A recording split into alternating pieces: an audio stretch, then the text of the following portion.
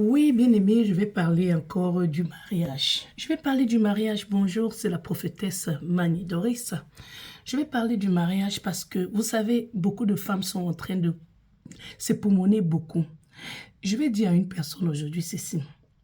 Une relation doit être vraiment équitable. Quand je dis équitable, c'est dans quel sens? L'énergie que chacun de vous est en train de dégager, ça doit être de telle en sorte que vous deux, vous pouvez vous regarder et vous apprécier. Mais lorsque tu te rends compte que c'est comme si tu dégages plus d'énergie dans la relation pour maintenir la relation et que après tu es fatigué, ça ne donne pas ce que tu veux. Ma chérie, réfléchis. Tu sais quoi? Quel que soit ce qui est en train de se passer dans une maison, hein, vous deux, hommes et femmes, vous devez vous battre tous les deux. Que chacun donne son énergie, que chacun donne sa part de contribution pour que les problèmes puissent être résolus, pour que l'équilibre puisse rester. C'est très important. La raison pour laquelle je dois dire ceci, c'est parce que il y a des femmes qui s'époumonnent pour tout faire pour que ça marche. Mais ça ne marche pas. Tu sais pourquoi ça ne marche pas? Si l'homme n'est pas en train de faire les efforts comme toi pour que ça marche, ça ne peut pas marcher. Pour qu'une relation marche, il faudrait que les deux veuillent que ça marche.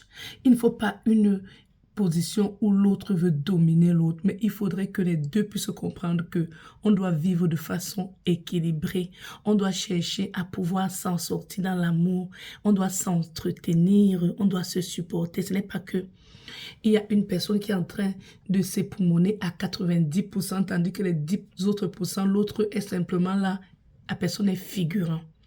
Il y a beaucoup de femmes qui ne se rendent pas compte qu'elles sont dans la relation avec un homme. L'homme n'est pas en train de se mettre à fond parce qu'il n'a même pas l'idée de rester avec elle toute la vie. Son seul but, c'est d'utiliser cette dame pour atteindre son objectif principal et après se débarrasser d'elle. Alors, quand je parle ainsi, les personnes ne vont pas comprendre. C'est pour ça qu'il faut toujours prendre les exemples. Parce que toi, tu ne prends pas les exemples, les personnes ne vont pas comprendre. Ok, je prends le cas de maladie.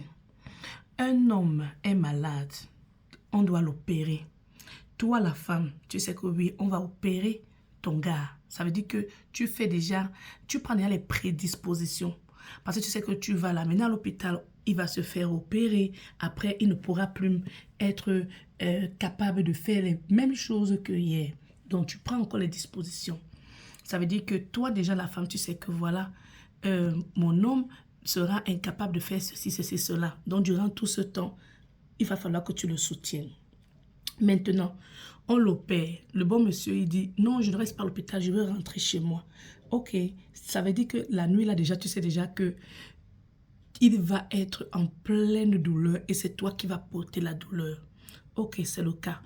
Il rentre à la maison, tu portes la douleur, tu vas le chercher. Sur le chemin, déjà, tu sais que quand on opère, quelqu'un ne peut pas manger, mais il peut boire quand même, selon ce que l'hôpital a dit. Tu fais toutes tes boissons chaudes, tout ce qui est possible avec toute la connaissance que tu as pour que bon monsieur puisse faire les premiers gaz. Il arrive à la maison, il devient encore une responsabilité parce que c'est ton mari. On a dit le mariage, c'est le meilleur et le pire. Tu prends soin de bon monsieur, tous les jours, déjà qu'il ne peut pas marcher.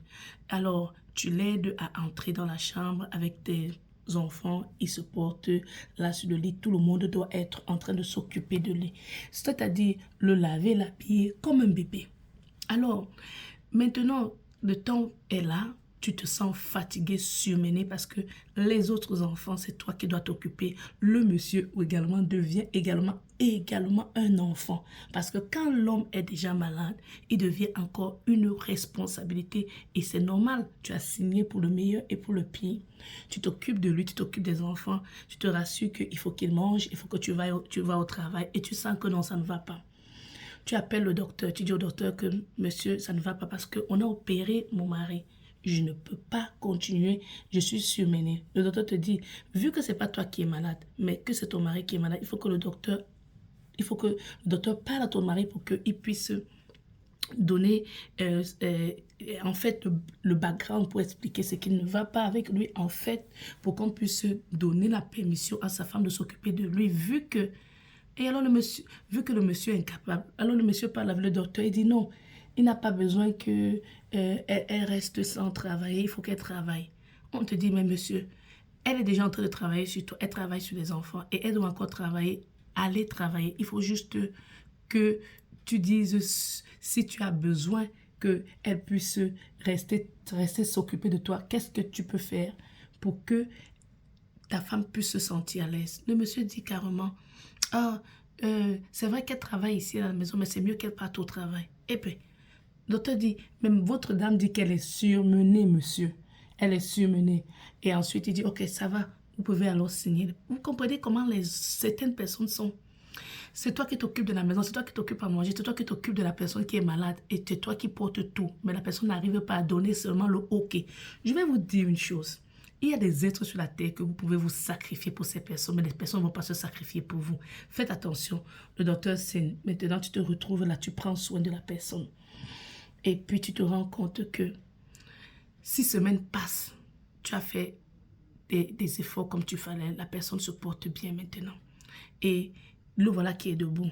Les insultes recommencent. C'est-à-dire, le même monsieur que tu as récupéré, nettoyé, lavé, habillé, tu as récupéré à l'hôpital parce qu'il a dit qu'il ne va pas rester à l'hôpital. Tu l'as nettoyé, lavé, maintenant il est guéri. Il ne peut pas te donner le moindre respect.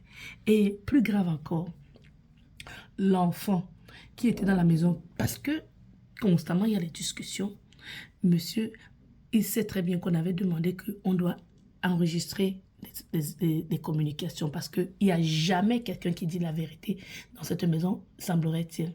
Monsieur maintenant va causer avec l'enfant. L'enfant lui montre l'appareil est caché, il prend, il détruit l'appareil parce qu'il sait que ça va le porter préjudice.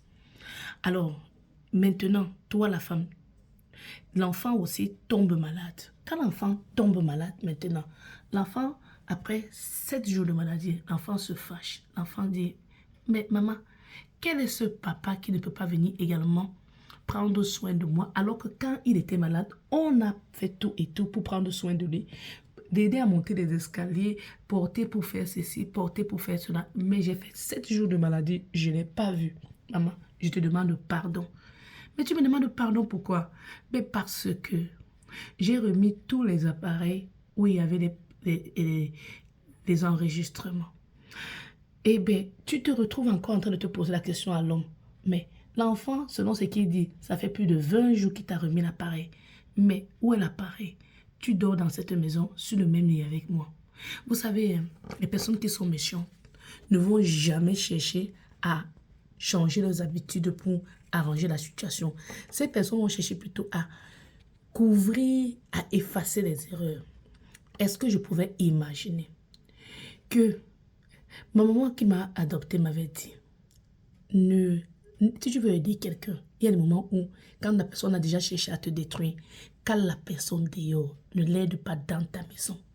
Vous savez, il y a des choses que nous les femmes on fait parce qu'on dit qu'on a le bon cœur. Mais je vais dire à une femme aujourd'hui, quand il y a une relation où vous êtes à deux, s'il n'y a pas des efforts communs, si tu donnes 90%, la personne donne 10%, fais attention, la personne peut t'épuiser pour te détruire et continuer sa route.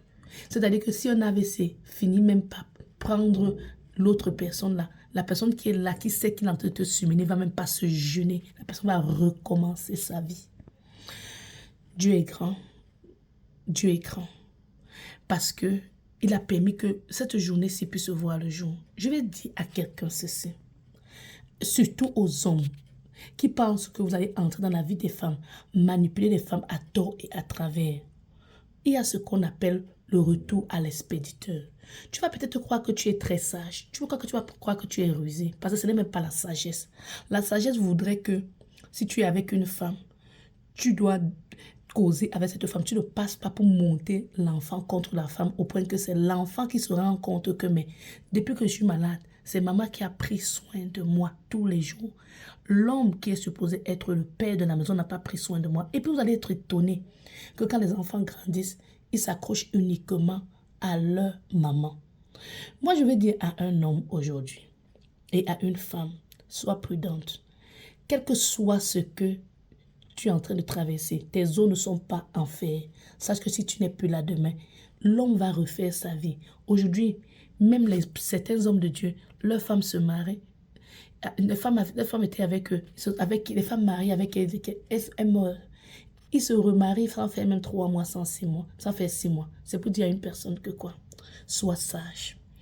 L'histoire que je viens de raconter, c'est mon histoire. Mais je veux dire à une personne, je passe ici pour te donner des graines de sagesse. Il y a des débats qu'on garde parce qu'on se dit qu'on va garder. Mais je vais te dire une chose. Le Seigneur nous a dit, on n'allume pas une lampe pour la mettre en dessous du lit. Il y a des choses que les parents vont te dire que, oh, ton père faisait aussi comme ça. Non, sois cette personne qui va porter le changement. On n'est pas dans les traditions négatives. Parce que ça, c'est des coutumes négatives. Parce que l'homme, là, qui traite une femme comme ça, il s'en fout. Un homme qui aime sa femme va également se soucier du bien-être de sa femme et de l'enfant.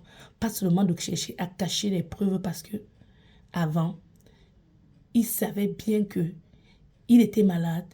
Mais dans sa maladie, on a pris soin de lui.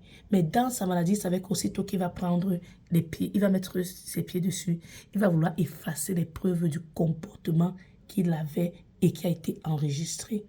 Bien-aimé dans le Seigneur, je vais dire à une personne aujourd'hui, on ne lave pas un chien noir. Alors, il y a des personnes, allez lire 1 Roi chapitre 11, il y a des personnes avec qui il ne faut pas faire chemin ensemble avec eux.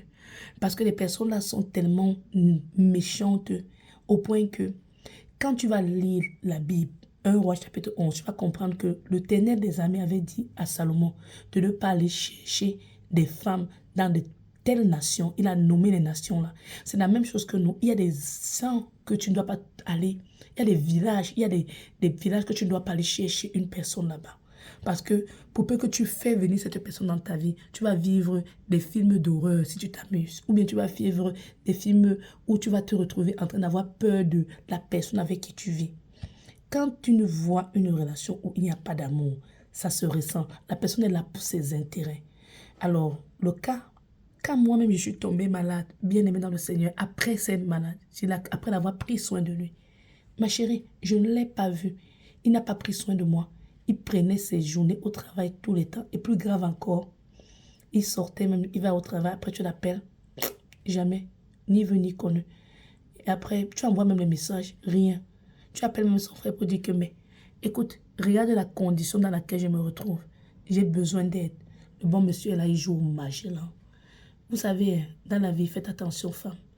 C'est pour ça que je dis aux femmes, soyez sages. Parce que aujourd'hui, la violence physique, c'est une chose, mais la violence psychologique est dangereuse. Si tu ne sais pas te relever, il y a des hommes qui ne vont pas te frapper physiquement, mais c'est qu'ils vont te faire vivre dans la maison. Si tu n'es pas forte avec l'Esprit Saint, tu vas te retrouver là où il ne faut pas. Soyez sages.